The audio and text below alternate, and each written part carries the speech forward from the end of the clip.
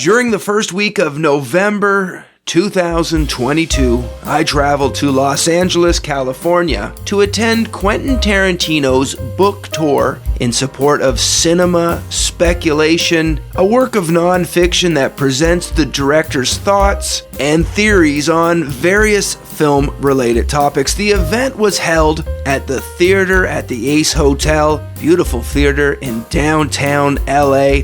It was a phone-free event with just under 1,600 people in attendance. During his time on stage, Tarantino shared insight into how the book came together and expanded on some of the ideas presented in its 370 pages, closing the evening with a reading from the book. In celebration of the release of Cinema Speculation, Quentin Tarantino's movie theater, the New Beverly Cinema, was presenting movies highlighted in the book for the entire month of November. Steve McQueen's most popular film, Bullet, was screening on 2 of the nights I was there, so you know I had to go to both showings. All films, previews, and commercials presented at the 300-seat Art House Theater are in 35mm, and as was the case on the Friday night screening of Bullet, Quentin Tarantino often visits the New Beverly to enjoy popcorn and a flick.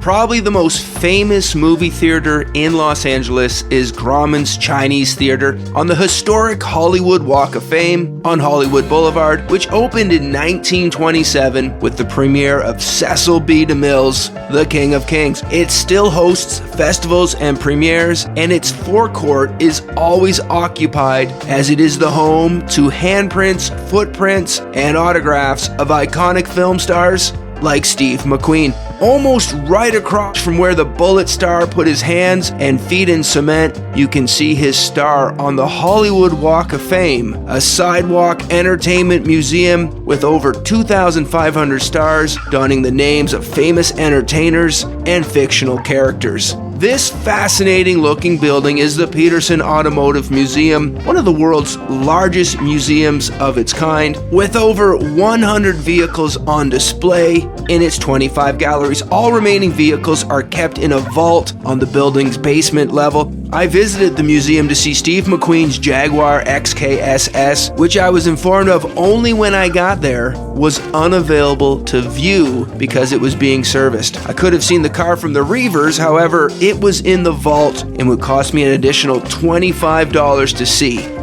No thanks. One morning, I decided to walk through Laurel Canyon to visit Steve McQueen's former Solar Drive home at 2419 Solar Drive in Nicholas Canyon, just north of Hollywood Boulevard. Built in 1958, this mid-century post-Ambeam house served as the inspiration of the name of Steve's production company, Solar Productions, and was also once owned by director Wes Craven. Barney's Beanery is a chain of pubs in the greater LA area. Way back in the day, this West Hollywood location was popular with stars like Clark Gable, Errol Flynn, Judy Garland, and Rita Hayworth. And in the late 60s, it attracted rockers like Jim Morrison, and it was the last place Janis Joplin visited before her death in October 1970. Quentin Tarantino allegedly wrote most of the screenplay for Pulp Fiction here and mentions the pub in his novel Once Upon a Time in Hollywood as the location for Rick Dalton and Steve McQueen's best of 3 pool match. McQueen did actually frequent the Beanery in real life, receiving strange looks from other patrons for ordering ice in his beer. Another place visited by Rick Dalton in Once Upon a Time in Hollywood with a strong connection to LA's past is Musso and Frank Grill on Hollywood Boulevard, Hollywood's oldest restaurant, opening in 1919. This was a bucket list visit for me, being a huge fan of the aforementioned Tarantino movie, as well as a fan of classic Hollywood. I didn't want to be the kook taking video in such a fine establishment, but I did take this quick clip from my seat, which was apparently the same seats Brad Pitt and George Clooney sat in Ocean's 11.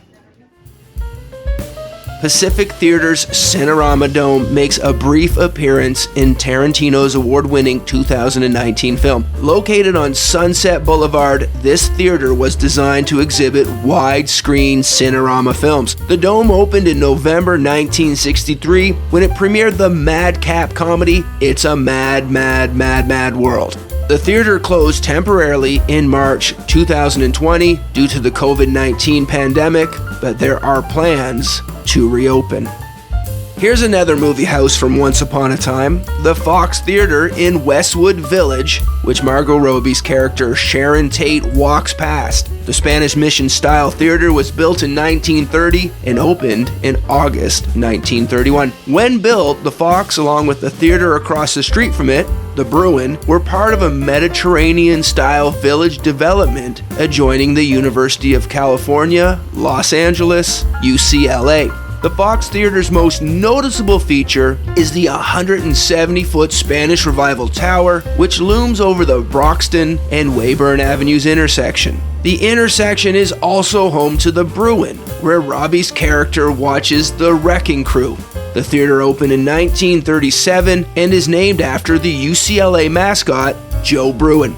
Like the Fox, the Bruin has been designated by the Los Angeles Culture Heritage Commission as a historic cultural monument.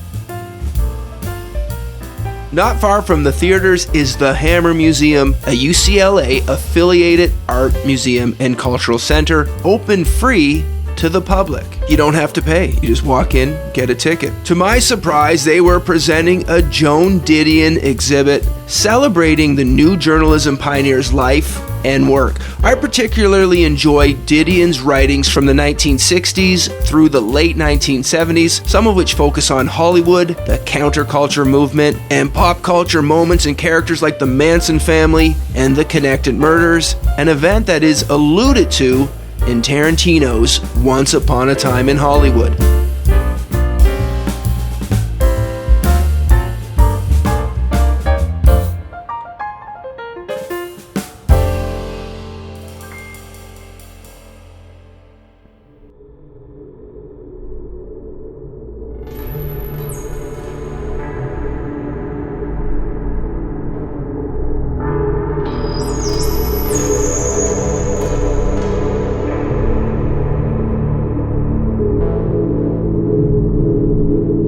I see you live on Love Street. There's the store where the creatures meet. I wonder what they do in there. Summer, Sunday, and a year. I guess I like it fine so far. Speaking of the 1960s counterculture movement, Laurel Canyon was the Los Angeles equivalent to San Francisco's Haight-Ashbury neighborhood. After thousands of years of being inhabited by the area's indigenous people, the canyon became a celebrity hideaway, with members of Hollywood settling in the area in the 1940s and 50s, and rock musicians taking over the area in the 60s and 70s. The Laurel Canyon Country Store, located on the former site of a hunting lodge, served the canyon's residents, becoming a meeting place for music legends such as Cass Elliot, Joni Mitchell, Frank Zappa, Neil Young, members of the Byrds, and Jim Morrison of the greatest LA rock band of all time, The Doors.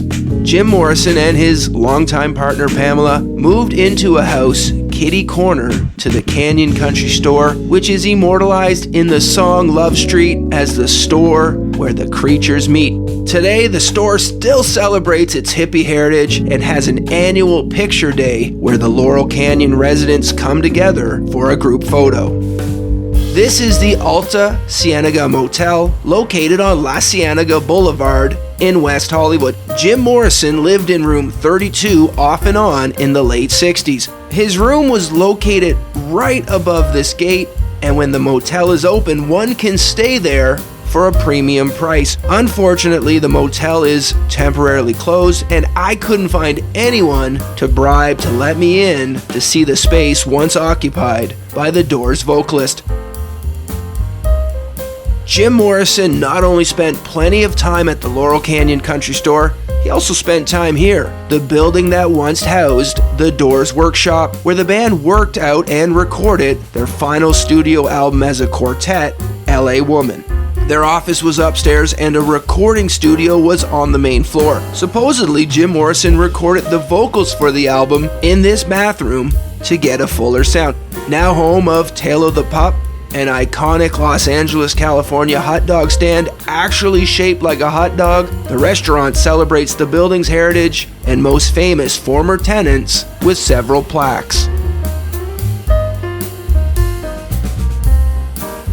The iconic Chateau Marmont is another spot Jim Morrison stayed at for a brief period. Located on Sunset Boulevard, the hotel was modeled loosely after a royal retreat chateau in France and is well known as both a long and short-term residence for celebrities. The hotel has 63 rooms, suites, cottages, and bungalows, and if you want a detailed history of the chateau, I encourage you to read The Castle on Sunset: Life, Death, Love, Art, and Scandal at Hollywood's Chateau Marmont by Sean Levy.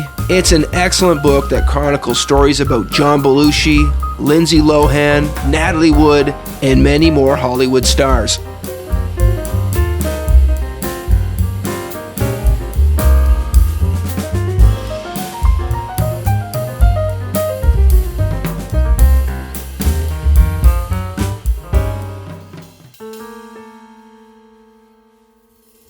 Some of Chateau Marmont's former guests and visitors have settled here at the Pierce Brothers Westwood Village Memorial Park and Mortuary. The cemetery was founded as Sunset Cemetery in 1905, but had been used for burials since the 1880s. Renamed its current name in 1926, this place is filled with entertainment industry icons like Natalie Wood, Marilyn Monroe, Dean Martin, Billy Wilder, as well as everyday folk. This is the kind of place I could have spent the whole day.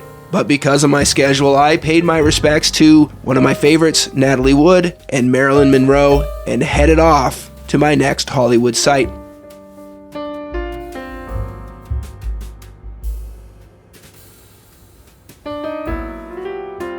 Another famous resting place for entertainment elite in LA is the Hollywood Forever Cemetery, a full-service cemetery, funeral home, crematory, and event center that regularly hosts concerts and movie screenings. Founded in 1899 on Santa Monica Boulevard, the cemetery is one of the city-state's oldest.